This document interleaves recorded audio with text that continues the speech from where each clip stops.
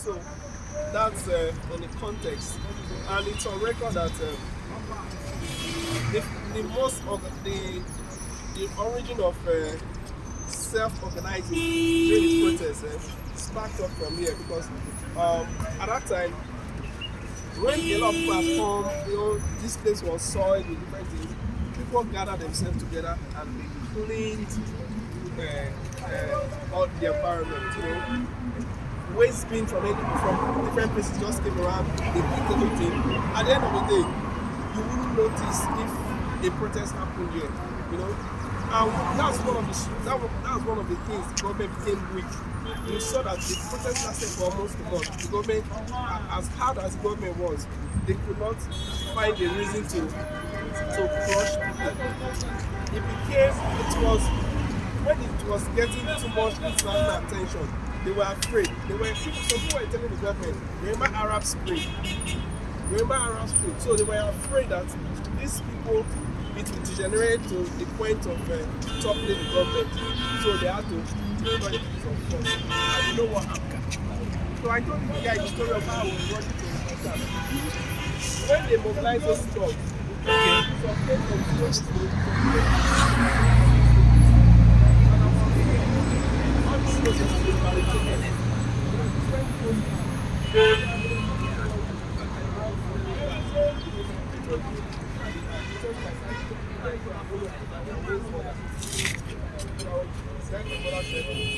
So I had to run to the vehicle, jump into the vehicle, and I drove through the barricade that was set here. Why you need to know this is because most of you sat in the house and watched the news, the protests, right? But these people protested were ordinary citizens like that. The Berger Bridge that they want and destroy postcards is not in the air. This is it. Cars were parked in this way, all destroyed by these thugs. People got injured. But at the end of the day, even some of those people who were mobilized to disrupt it, some died because when people are angry, you cannot control them. So you came to attack unarmed citizens. So people saw their car destroyed. They didn't mind the cutlasses anymore. They pounced on those guys. And some of them were in critical condition, some died immediately and all. So it was a sad day, this is even before the Lekki massacre. Before the Lekki massacre, right? We in Abuja, we were in central area, from the National Assembly area, we were working towards Wuse 2 when they mobilized the TSS and the stuff to come after us. I know people who died on that day. But the government will tell you that nobody died, but I know people who died. After they chased us here around 4 o'clock that day, people in Lagos were still there. So what they did was to deploy military, police, and all those things. The moment it was getting dark, then they had methodically removed the CCTV camera and all those things, because they know what they wanted to do. As it got dark a little bit, then the onslaught started. The truth is that people died. The media will tell you guys that nobody died. It's false. People died. We lost a million people.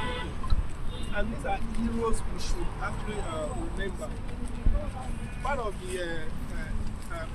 long-term plan of this network will be that we will collectively build memorials for those who have lost in the struggle. Abdul. Are you in support? Yes. Yes. All right, so we can proceed. We'll proceed further, right? You can get back to your boss.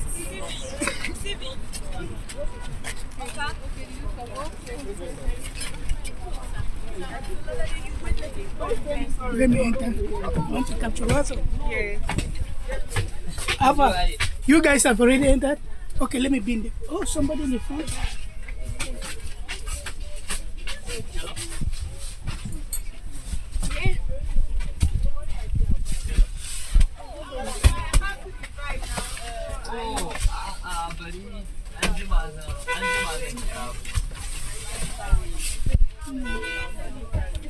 What did I see? Oh, yeah, this is a right?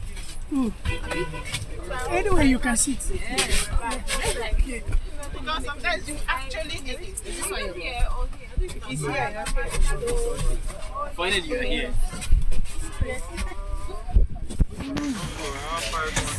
You can sit. You can sit. So he's also coming right here. Okay, I will sit at the middle.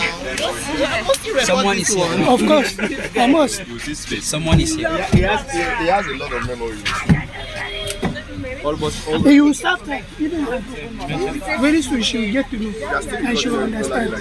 Yeah, you will get to understand why, and you will know the place of the importance of the record. You will know, right? Oh, okay. Auntie,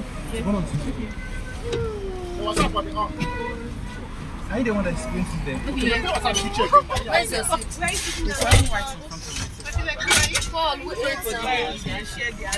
Come and sit.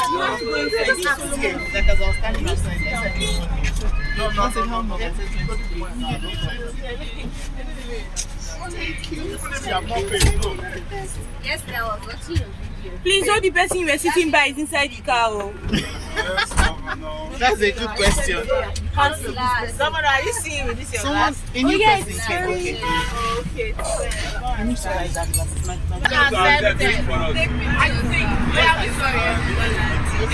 Lala, you are forgiving her.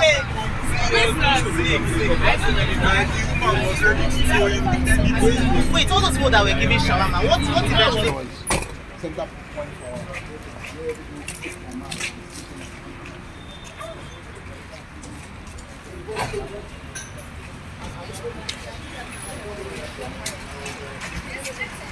Hi. Say something. Hello. hello. You come. Hello. My guy. Let me call you. I like that video. Wait for me when I found that. Black.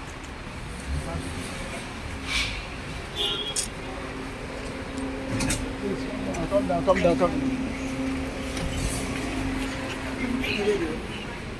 How was the interview? Fine. Thank you. Are you sending email? Oh? Have you gotten mail? No, I didn't let her attend the interview. Yes, they have started sending Is this mails. I didn't send email. I didn't attend the interview. Yeah. So I will do it next year. Because of the NSAS protest, when active citizens took a decision that enough is enough on police brutality in Nigeria, people began to self-organize after the success of Berger Junction, right? So the protest had to split into different ways. Remember that the protest was organic protest. What I mean by organic is that it was not planned by anyone. It was not organized by anyone. Nobody was motivated to come, but we used to come. So the protest was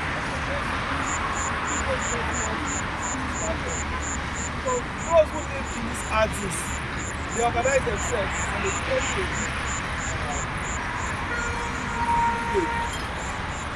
Now, the reason why I'm telling you this story is this, for two reasons. To highlight the role of the citizens, right? And to point out the weakness of NSAS protest. One of the weaknesses of the NSAS protest was completely barricading everywhere. Remember that as a citizen,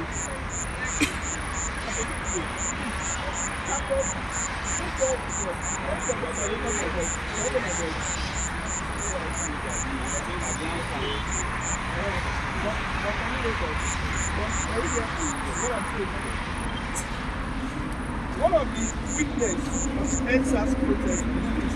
One, in the course of the protest, there are some places where everywhere was barricaded. It's one of the places. Is it in the right of the citizens to protest? The answer is yes. But other people have their right to free movement as well. I remember that as an active citizen, you carry out your active citizenship without contravening the rights of other people or democracy, right? So this place was completely blocked. You can't expect to travel, to book supplies, people who were traveling abroad for their school, whatever, they need supplies. People who have emergency, they need supplies. So, in as much as we are taking out our anger, you know, we are all about that. We work a lot to infringe upon the rights of other people as well. You know? Yes, the message was sent. Yes, people were carrying it. Yes, there were a bit of successes. But the thing is that there were mistakes as well. And I recall a couple of days when the situation was going on, this place was diverted, Niger became diverted, some other places in Lagos, countries. So one day within Berger, a woman ran out in the road up outside. His son didn't run to the So imagine if the protester had not been so what would have happened? That person may have done. So what happened was that they fled away, and that vehicle carrying that person got access and were able to drive to the hospital. You know, so that portrays the danger of acting within the law and infringing on the rights of other people. All right. Some of you may not know this story.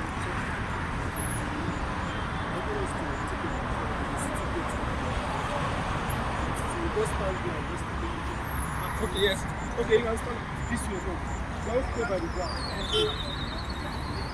No, go straight. So let's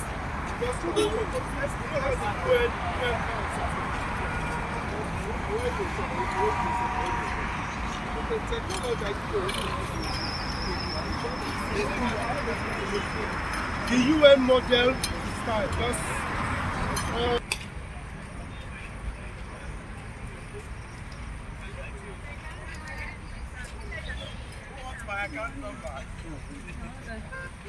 Hi. Yeah. And my friend will just put it on video. Hi. I'm not going to say again. The first people will go. Hello. Yup. Yup. Go enter. Yup. Yup. Yup.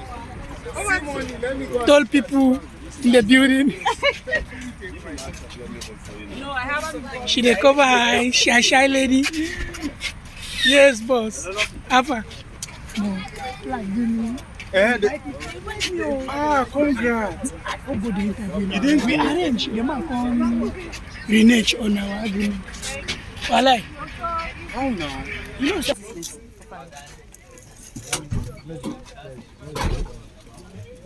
sense. You don't want to back your No. Oh, my phone is inside. No, just get my phone. all these smiles I'm giving you, you will pay me. No problem. Yes. Look at the camera.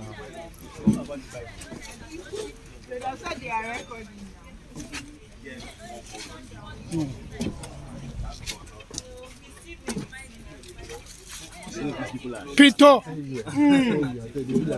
Hey, bro, how are you?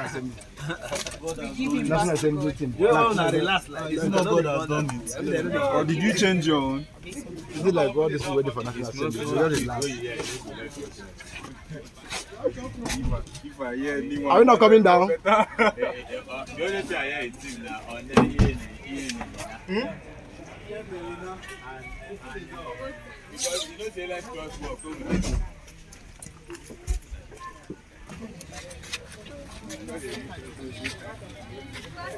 It's that way.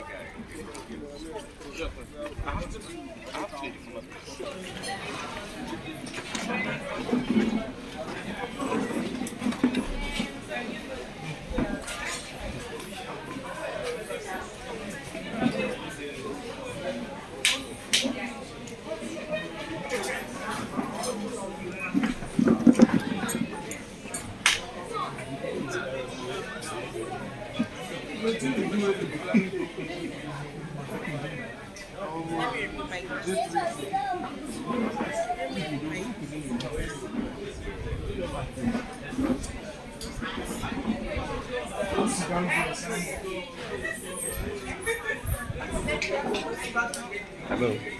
Hi. This is my gang. But you have to bake. You say you've seen something. Monster. You don't say you're a man now. Sit down.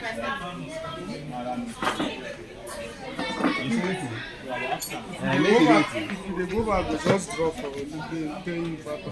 If there's me, I go do anti-party. They don't go drop me. Now, when you go beg about, I go do you shake it today. If the guy will go got me. Who will come back? I did they go give us certificate. Which when she be the ask me, the guy said that.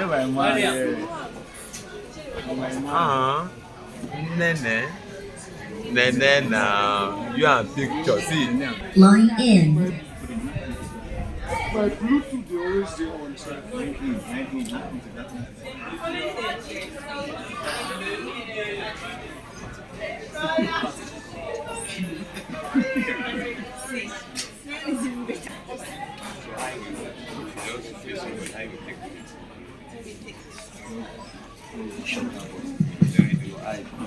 give me that beep sound, just click it immediately.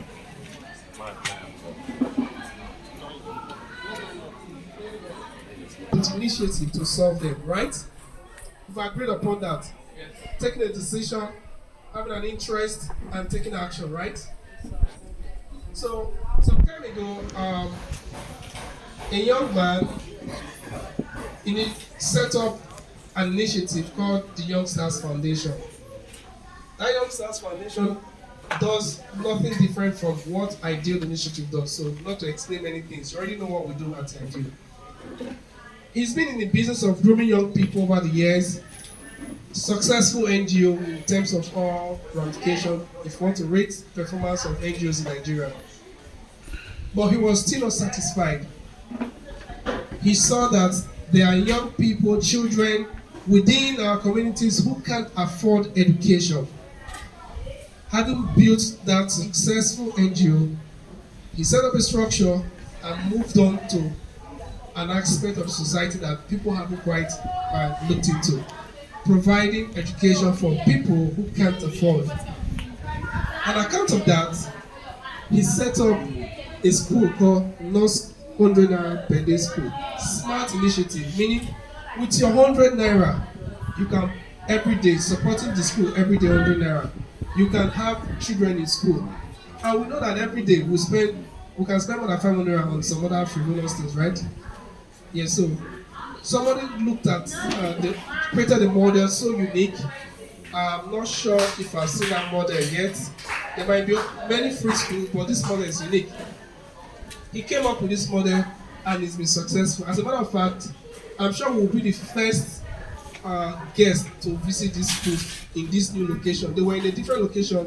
They moved there on Wednesday, and I think we're the first to visit the school officially. Ladies and gentlemen, a round of applause for Kiss the Bankwell. Please come forward. Can we all stand and greet the great man, please? Morning and welcome. Morning, sir. All right, please, you may be seated. Welcome to our village and our community. 1 minute, please.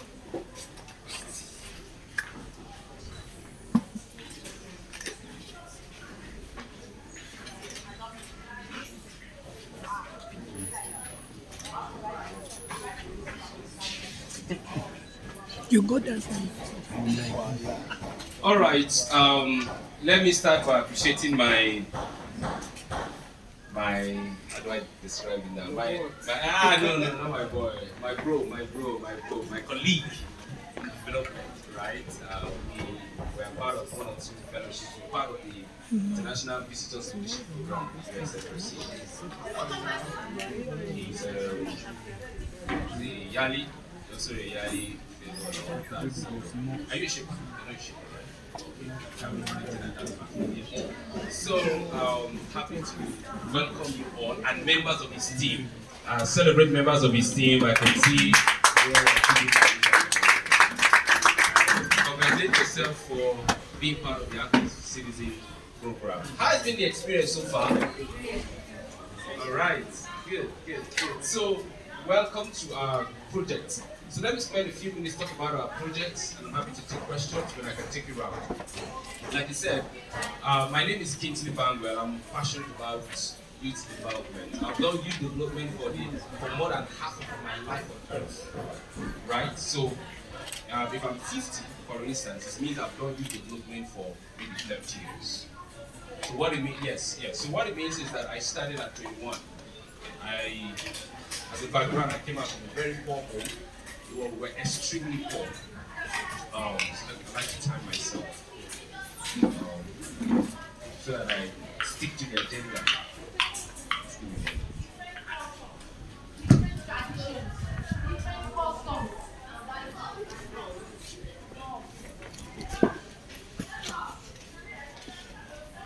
Right, so I grew up from a very poor home. My dad and my mom, they were very poor. Basically, they don't know how I finished primary school.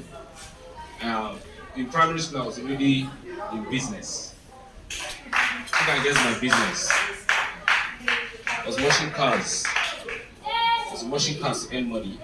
And with that money, I transport to school, buy sandals and all of that. And then by secondary school, I was already working in restaurants. And then selling water, doing all kinds of stuff to pay my way through secondary school. So I spent 8 years in primary school because of sometimes I miss a whole school year. And then in secondary school, I spent 8 years in secondary school, same problem. Paid my parents don't know how I wrote YA, they don't know. Once in a while, daddy will have something to give, but more consistently, my mom made more efforts. She was more in business and all of that. So I understand poverty, I understand hunger, I understand trekking, I understand living in lack, not for a month, but for years.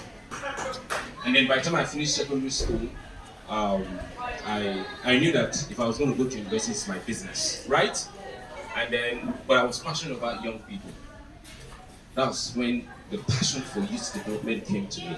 No internet then, no all of this stuff. 1994, finished secondary school. And then I started my organization immediately in what I call a barber shop. So on my website, you always see from barber shop to Africa. So we started, I set up a barbing shop as a business. So I'm a barber, I have a barbing scheme. So my wife is not around, she's one of the fix and stuff. For those who know her name is Irene Bangwell. She wears the low cut, right? So I'm her barber. So I've been barbing her hair since we were married for the past 15 years. I need to calculate how much that should have amounted to. I need to beg. We need to play. And she makes money now, she's making money. She's a social media influencer, she's making money. I need to recover some cost, right? So I set up the barber shop, and in the barber shop I started the weekly gathering of young people in the community in Niger Avenue in Jos Plateau State, and started Youngsters Foundation then. I'm not an artist, but imagine I tried to design the first headed paper. I still have it. So I'm going to be doing some publication, and we have things to show, and then, so for many years, we're going to schools, organizing programs, organizing events, and so, I would go to schools, organize programs. It was mad. What we were doing was mad. We were raising funds. Remember, no Facebook, no social media, no nothing. Then if you posted it later, it took 2-3 months to get a reply. So if you wanted to get your approval, you go and physically visit and wait there and get your approval. And all of this journey was trekking and working with volunteers, right? People will go to school, we'll discuss, they'll give us approval, we'll plan an event, we'll invite people from different government agencies, they will come to our event, packed full, and it was so bad we don't have money for banner. So I and my guy Eddie or Christoph or Christopher or Francis or John, these are my volunteers, or Yinda, will buy cardboard paper, markers, and all of that, design our banner. So imagine artists, people that are not artists, designing banners with marker. It will be fine, right? I like your spirit, right? And then we'll hang it. We will look for venues to do our events. So Jos used to have this venue that was like the cheapest place, or ERC. They know me. I'll come there, I'll sit down, I'll tell the director, you have to give us the hall free. We can't pay. We're students were breaking here, you know, and it was drama. We were violent. For me, not violent. We were aggressive because of what we needed to get. We did that for 7-8 years, no funding. So we got our first fund, £500 at the Western Winners Fund in 2003. January, I remember. That's how we got our first grant. And the next year, we got another grant. And the grant was for a democracy project by the National Endowment for Democracy, which they funded for 14 years back to back. I mean, it's a testimony of another dimension because it's an annual grant, so you renew every year. This donor was giving us money for 14 years. One day, the guy called me and said, he's asking me, what's the problem, Kingsley? Why do we give you money every year? I said, our results. He said, yes, but you know. And through him, several other organizations several other organizations in Nigeria started getting funding because whenever they come in from the US, I would call other groups. From Yaiga, Samson, Itudo, to Honorable Simon Caro, that was from Gombe, right? And all of that, you know, they are not getting money from the net. To this, I can't remember the group now, till like USPs in Kano. Different groups that we introduced to the net, they're giving them money and all of that.